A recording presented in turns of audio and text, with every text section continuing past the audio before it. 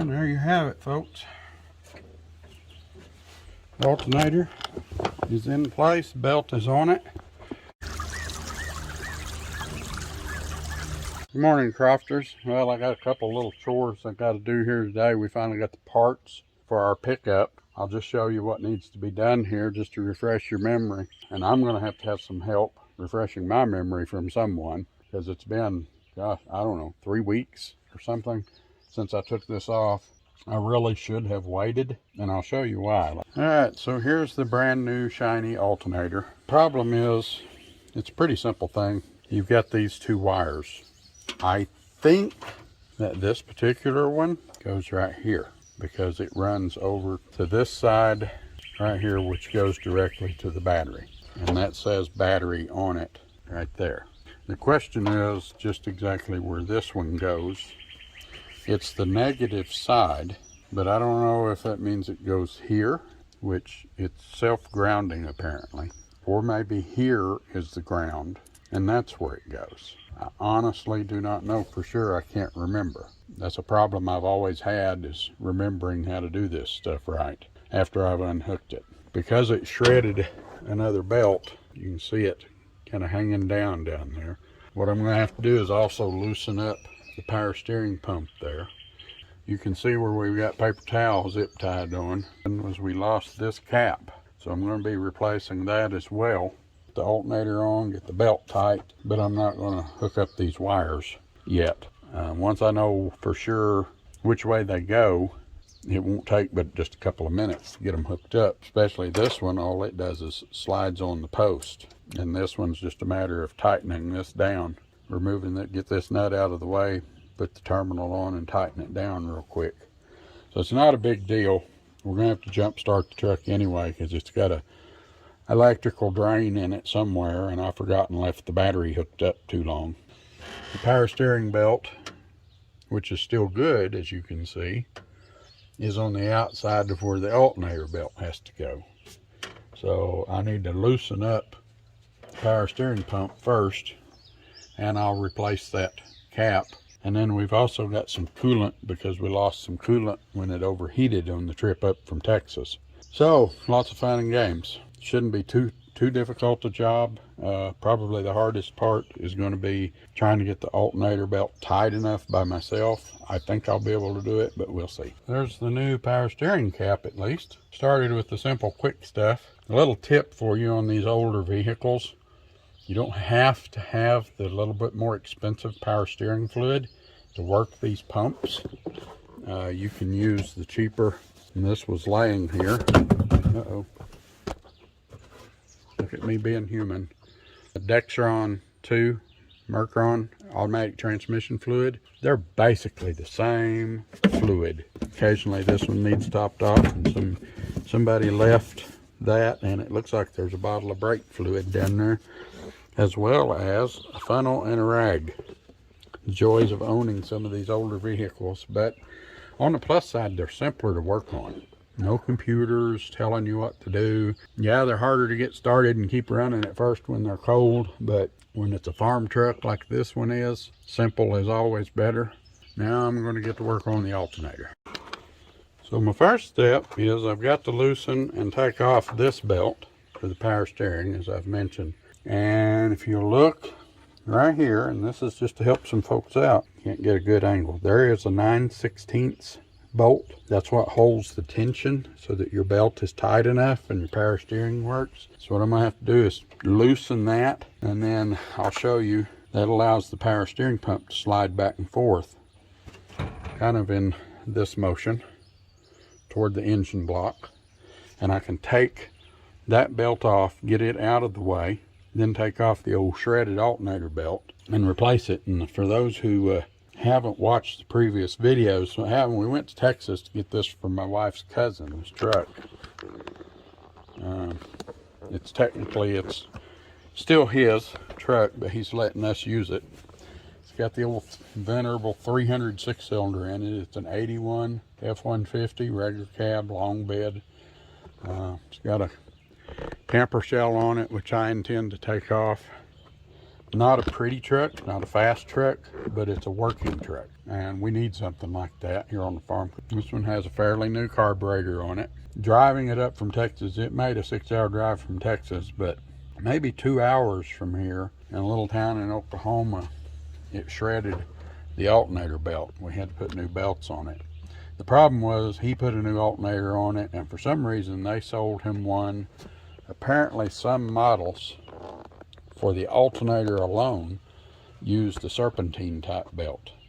So the alternator they sold him had the serpentine pulley, where this one has the V-belt pulley. The alternator itself was fine, it worked just fine, but we had to trade out to get this kind of a pulley, because otherwise you know, a V-belt won't work on a serpentine belt pulley. They have to have this, all this, to hold them in place. And that being on the serpentine belt pulley let it walk back and forth and shred itself. Once I get that loosened, the power steering pump loosened and the belt off and out of the way, and then I can change out that shredded belt. And there you have it. That's what's left of a belt that should look like that. This was a brand new belt. You can see what it did. It shredded all the teeth off of it, just lift the back. And that's because of the different nature of these serpentine pulleys. So I've got both the belts off. Now I need to slip the new alternator belt on and get it in place. I think I'll do that before I put the actual alternator itself on. That way I can get the power steering pulley pump, back in place and tightened. So let me get to work on that. I realize that what I'm giving you is nowhere near a nice clear view of what I'm doing. What I'm having to do right here is get the belt itself around the fan blades. A little bit like doing a puzzle. Now I know that the belt for the alternator goes on this back set of pulleys. I don't know how well that's showing up in the video. And then the power steering belt will go right back here.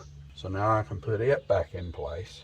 I used to work on this kind of stuff a lot when I was a teenager. I thought I wanted to be a mechanic, and then I went into the Army and became a mechanic and discovered that that was not something that I at all wanted to do for a living.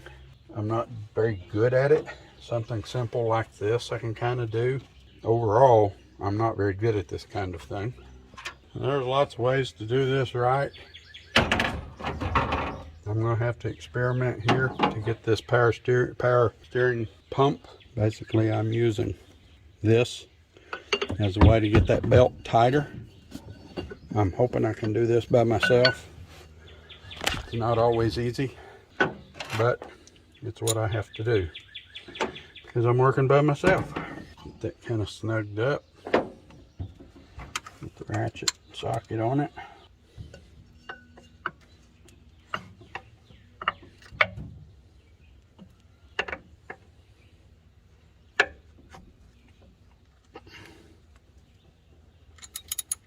That simple. You want to allow around 1/4 to 1/2 inch play on that belt. You don't want it too tight because then it'll still shred itself.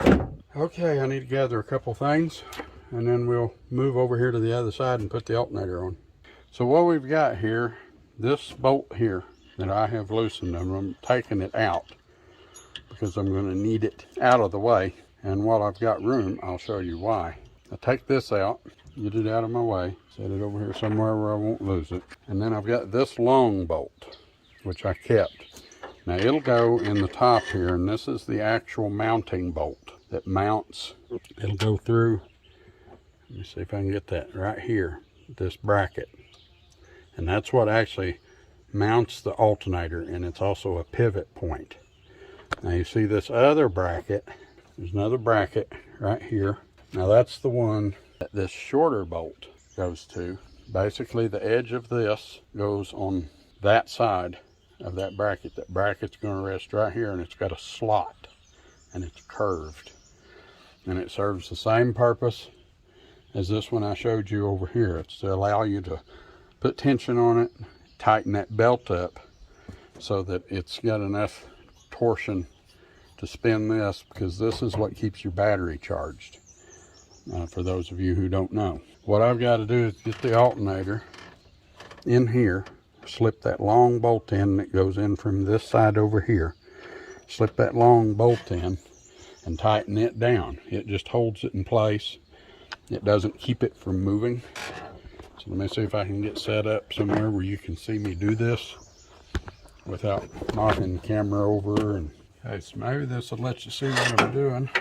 First step is just to get the alternator in place. As you can see, like I said, it goes right here. And I want to make sure, okay, that bottom one's where I need it. And of course, everything's engineered tight so that it's kind of hard to do. I hope I can do it with just two hands.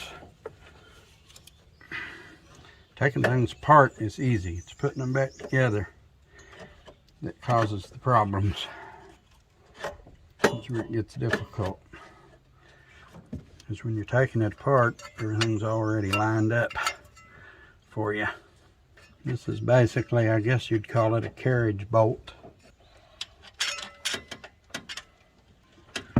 It's actually bigger than a 9/16. This one is actually a 5/8 head. And this one I can go ahead and tighten down, because like I said, it's basically a carriage bolt. Which means even after I tighten it, it's threaded. This side is threaded through the threads on the end of the bolt. Even after I tighten it into place, as you can see, it still lets that move. Now, trade this out for the 9/16. Now, we bring this bracket up. Now I realize you probably can't see what I'm doing now. This is another part of doing this kind of work that can be irritating, because I'm having to do this by feel, which means it's roughly all guesswork. Okay, we've got that started. So that's a good step in the right direction. Now we take this belt that we put in place here. That right there might be good enough. And there you have it, folks. The alternator is in place, the belt is on it. All we got to do is get the terminals hooked up correctly. And I don't want to take a chance on burning out a brand new alternator. Some of these alternators were $80, $90, $120, and we don't want to spend that on this old truck. This is a remanufactured alternator, which means it was used, it went out, it went back to a factory. They rebuilt it, cleaned it up, made it all new, so it's working again and will do the job again. The advantage of remanufactured is that it's cheaper. You don't have to pay nearly so much. But anyway, I got the alternator on. One last thing I need to do is put some coolant in here. We lost coolant because when we lost that belt, it overheated. I don't know if we've got completely enough. Should be enough to get it in there and keep the truck cool till we can get some more. So that's it for this video. So till next time, hit that subscription button. Ding that notification bell so you know when we get new videos up.